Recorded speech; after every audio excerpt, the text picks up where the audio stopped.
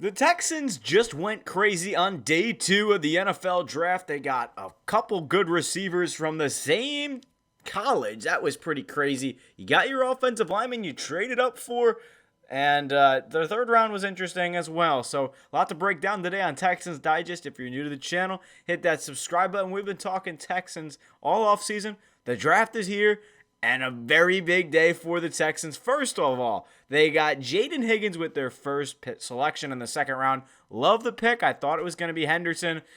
You needed a receiver. You go out, you get Jaden Higgins, one of the best guys in terms of catching the football. He was incredible at Iowa State last year. 90 PFF grade, 1,100 yards. Pretty much a Nico Collins 2.0, if you would. I mean, he was honestly really good there. So, I mean, there's really no difference to looking at it any differently. But Jaden Higgins, solid receiver, pretty much a carbon copy of a Nico Collins on the other side. 6'4". He can run routes. He can catch the ball. He got a big catch radius. And I love that pick because you have your left alpha, your right alpha, you kind of like your Bengals where you got your Jamar Chase, your 1A, your now Jaden Higgins, your 1B, and now your slot receiver who they picked in the third round. I guess we'll get to him in a second because they did trade up in the second round. Like I said, they gave up their 99th overall pick they got from the Giants and went from 58 to 48 to get Ariante Ursary. Still working on his name, but forgive me. Ursary was a big addition for the Texans. They needed a blindside tackle for the future. Cam Robinson is not necessarily the answer. We didn't get a guard on day 2. A little bit unfortunate there. I was thinking this pick could have been Tate Ratledge. Didn't end up being Ratledge. They took Ursary. I'm fine with it. I'm not going to complain about it. There's still running backs they can get later in the draft, but solid pick there in the second round. Then you had to wait a little while for the Texans. They traded back from 89. They gave the Jaguars back-to-back picks. I don't even know who they took. But then they went back to 102, the last pick in the third round. And then they traded again to go back to 97, which I didn't understand. But now you got an extra pick for tomorrow on 142. Expect a running back to be there. There's still a lot of players available. Cam Scatterbo, DJ Giddens, RJ Harvey went early to the Broncos. Love that for them. But then they took a DB, Jalen Smith, out of USC. I don't mind it. You need some cornerback depth. I was thinking maybe it would be a Gunnar Helm. I didn't really know how they were going to angle it. But looking at the kind of recap, I also missed a very huge pick. I don't know where, but Jalen Noel, as everyone's calling him. Noel, whatever you want to call him. I'll say Noel for now. 1,100 yards, 2 Iowa State wide receivers. If you don't like it, I understand. But keep in mind, your other slot receiver is Christian Kirk. He's only getting older, and he's only had the injuries that everyone has been concerned about. So for everyone that's been concerned about Christian Kirk and his injuries, if he's going to make it through the season, Noel is a perfect fit in terms of finding that slot receiver role. Not to mention Higgins and him played on the opposite sides last year, so they know each other really well. Great chemistry there, and he fell all the way to the third round. You have to take him at pick 79. I don't see why you don't do that. So love that for the Texans. It was beautiful.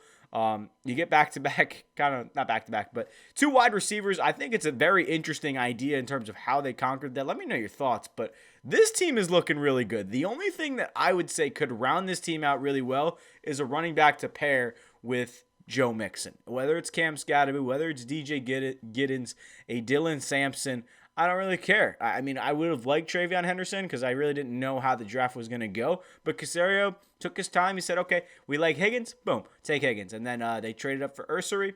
Boom. I love that as well because that's your tackle for the future now. You have Blake Fisher on the one side, learning behind Trent Brown. And then you have Ursary on the other side, learning from a guy in Cam Robinson. So love the picks there. And then guard is their only other kind of need. I do think that you could move one of the centers inside in terms of Juice Scruggs could probably play guard if you needed him to. I was just saying in terms of Laken Tomlinson and his contract, you definitely want a guard going into next season. But I love the depth that they have. Even Ed Ingram, he's not very great, but that is good depth. So overall, this is a great team, and I was stoked about the Jalen Noel pick. I mean, he's a great wide receiver. I know I've seen some comments where it's like, I don't know if he'll be the best, but honestly, he won't start the season most likely. Kirk will probably develop the slot role, and Noel, that guy, he'll fill in well. So he was great on the opposite side of Higgins, by the way. Just a great route runner, really shifty. I really like that pick over a Luther Burden or any other of the guys because he's really underrated. So great pick there in the third round. Surprised he fell as far as he did. Trey Harris as well. Tez Johnson still on the board. But obviously, the Texans are done on offense. They obviously proved that by taking a DB in Jalen Smith because they wanted to change it up. I was expecting running back, to be honest, but I don't hate it. I mean, I was expecting running back on day 2. I've been saying it all beforehand, though, that the running back is not necessarily a big need. And now I'm looking at it and I'm saying, hey, you got picks 142 heading into tomorrow. You got a few 6th-round picks. Might as well get a few running backs or a running back, a tight end, a defensive tackle, and I think that's what the Texans are going to do. It's either that or they'll trade back in terms of next year's draft. But overall, a very productive day 2. I think they stole a couple players off the board. Jaden Higgins, one thing to note, as soon as the Texans took Jaden Higgins, 2 teams traded out right behind them, the Tennessee Titans and the Las Vegas Raiders. So that only tells me that they were both looking at Higgins and the Texans said, bang, bang, we got you, and we're not going to let you steal our guy. So Higgins, great pick there. I was really surprised if it was going to be Henderson or one of the other top guys on the board. Overall, really, really happy with Jaden Higgins. I'm so excited to see what he's going to do on the Texans next year. Just an absolute prodigy, if you would. 90.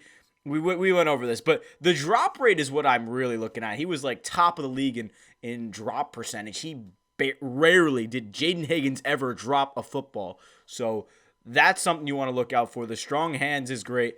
On the outside, he can play in the slot if you want him to. 58% of his contested catches. I mean, you love what you can see from him. So he's only going to continue to improve.